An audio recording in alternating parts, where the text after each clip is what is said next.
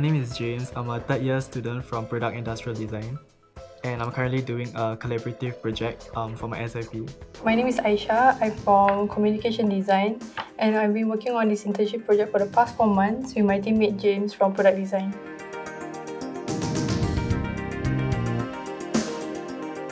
We've been working on this project called I Was Robbed. So it's a campaign that we have been thinking that we should actually educate the public about the emotional scarring and the trauma that the victim survivors face, and so we want to raise awareness about experience that they have went through. The title of my collaborative project is I Was Robbed. So actually basically what this project is about is to actually shed light on the emotional robbery that victims of sexual assault go through.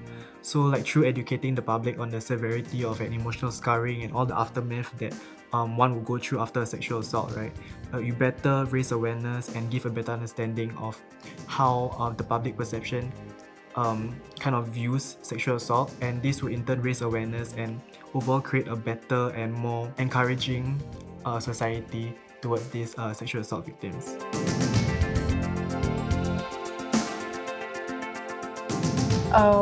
We've been researching about the trauma that the victim survivors face, and it's very interesting. So I became very passionate about reading what they went through, and then also learning about the statistics that about how many victims go through all this trauma and stuff, how they don't want to report about their experience to the police because of the legal system in Singapore and all those stuff.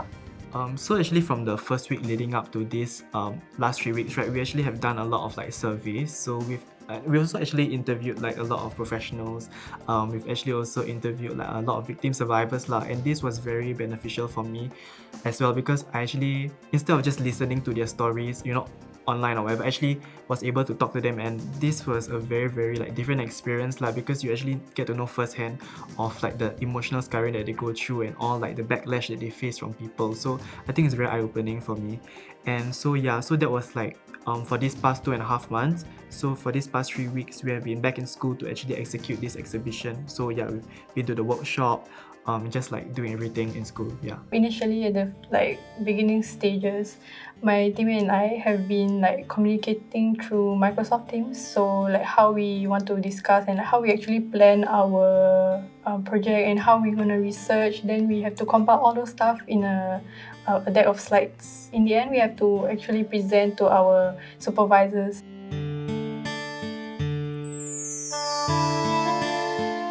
First of all, I think some challenges that I faced is, since my partner is from a different course, I think we definitely work very differently. Our work ethics are very different. Our concepts are very different. Our visual aesthetics are very different. But I think it's very important to find a common understanding, a common ground. I think from there you are then able to establish a better working environment for both you and your partner. So I think just talking and just communicating was what actually made me overcome all these challenges. The challenges faced because of the COVID situation, right? So there's a lot of restrictions. So beginning we have the only way we have to communicate and discuss is through Microsoft Teams or WhatsApp lah. So we cannot discuss face to face, which is actually easier lah. But we had to discuss through online. We initially had to interview a lot of victims so that we can gain more insights, and also professionals and experts. But then they couldn't really get back to us, and though they also not comfortable sharing their experience and all of those. So we couldn't really get much of them to talk to us.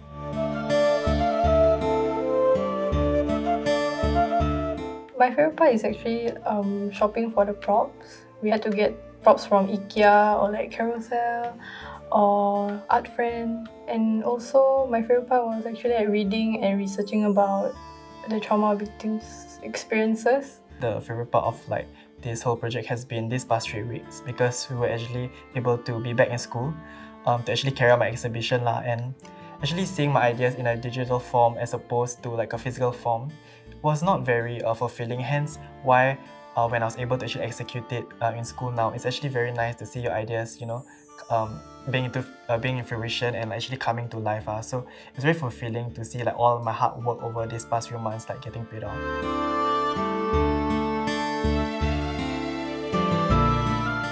before actually doing this, I thought that I would actually have a really good time, because like learning like the skills from a person from another course lah. But actually, from what I realized, it doesn't necessarily mean that just because this person is from another course, he or she can provide the value from that course. Sometimes you yourself are able to kind of like teach that person a thing or two about what they learn also, because not all of them are like very good in what they do. So I think this whole process has been a lot of like give and take. It's not just me learning or me teaching.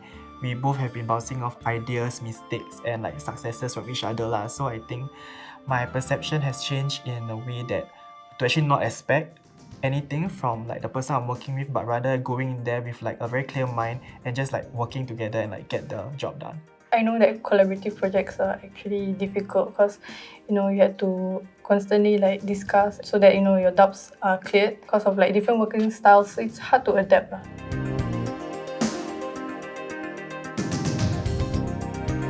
What I've learned like working like collaboratively is like how we have different working styles, so it's actually very difficult. It's actually my first time working on this project. It's like a campaign or exhibition kind of thing. Like we have to come up with like creative solutions and like improvise on like some stuff. I've made lots of mistakes. To cover up those mistakes, James most of the time he had to cover it up and like help me, and so that it doesn't look like actual mistakes. Something I've learned throughout this whole process of collaborative design is that I'm very dominating in a working sense. Like I feel that sometimes I feel that I naturally just like want to take the lead and take charge, not because that I want to, but because I feel that I have to. Sometimes I feel that some of my members, they may be a little bit lost and stuff. However, with that also comes like a little bit of a negative impact. Like I don't want to come across like too hasty or too like bossy and stuff. But then what I've realized also after like just talking to my lecturers and stuff about all these issues that I face, is there's nothing wrong being like an alpha. There's nothing wrong being a boss. There's nothing wrong being like a leader lah. So despite it being like a very bad thing, I do find that there is like a positive thing out of like being a leader, out of being dominating. Yeah.